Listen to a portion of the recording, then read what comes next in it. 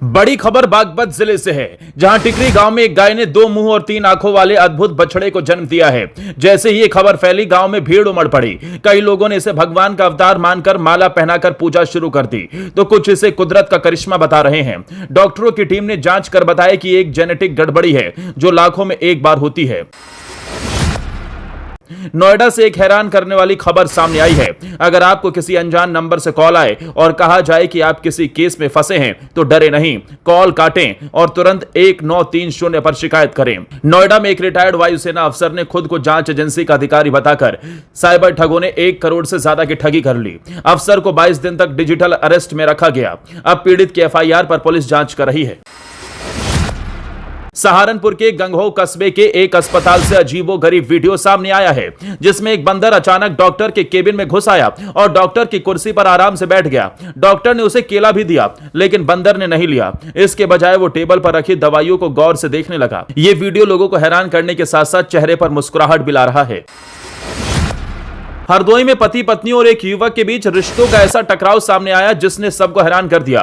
पत्नी अपने पति के बजाय गांव के युवक से प्रेम करती थी। जब पति को यह पता चला तो वो सीधे प्रेमी के घर पहुंचा। वहां पत्नी ने पति के साथ जाने से इनकार कर दिया, जिससे विवाद बढ़ गया। गुस्से में आकर पति ने पत्नी की नाक काट दी।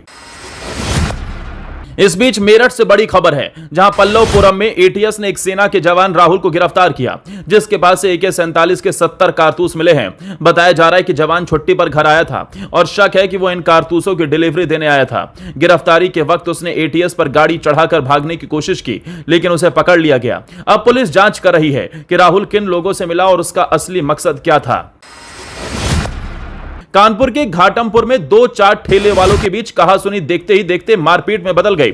लाठी डंडे चले, बाल खींचे गए और महिलाओं तक ने एक दूसरे पर हमला कर दिया। पत्थरबाजी तक की नौबत आ गई। यह सारा हंगामा एक वायरल वीडियो में कैद हुआ, जिसे देखकर लोग चौंक गए। चाट की जगह लड़ाई की तस्वीरें सोशल मीडिया पर चर्चा में हैं। योगी सरकार ने 20 से कम छात्रों वाले प्राइमरी स्कूलों को मर्ज करने का फैसला किया है। इससे बच्चों के लिए बेहतर शिक्षण माहौल बनाया जा सकेगा। सरकार का दावा है कि इससे शिक्षा का स्तर बढ़ेगा और बच्चे जो स्कूल बीच में छोड़ देते हैं वो ऐसा नहीं करेंगे। इस योजना का उद्देश्य हर बच्चे को अच्छी शिक्षा देना है। कानपुर में लंबे समय से DM और CMO के बीच चल रहे विवाद पर विराम लग गया है। शासन ने CMO डॉक्टर हरिदत्त नेमी को निलंबित कर दिया है और उनकी जगह श्रावस्ती से डॉक्टर उदयनाथ की नियुक्ति की गई है। खास बात यह रही कि सिफारिशों के बावजूद सरकार ने नियमों को प्राथमिकता दी। योगी सरकार का यह कदम प्रशासनिक पारदर्शिता का संकेत माना जा रहा है। गाजियाबाद में एक युवक की हत्या ने सभी को चौंका दिया। कार रोकने को लेकर शुरू हुई मामूली बहस थाने के बाहर गोलीबारी तक पहुंच गई। बाइक सवार युवकों ने थाने के सामने ही फायरिंग की, जिससे युवक की मौके पर ही मौत हो गई। अब पुलिस मामले की जांच में जुटी है। योगी का डंडा चला तो पूरा सिस्टम हिल गया। जी हां, यूपी के स्टाम्प विभाग में हुए करोड़ों के घूसखोरी ट्रांसफर घोटाले पर CM योगी ने कड़ा एक्शन लिया और 200 रजिस्ट्रारों के तबादले एक झटके में रद्द कर दिए गए। जिन्होंने कुर्सी के लिए जेबें भरी थी, अब उनकी सांसें अटकी हैं। इसके साथ ही अब योगी ने IAS अफसर तक की जांच के आदेश दे दिए हैं।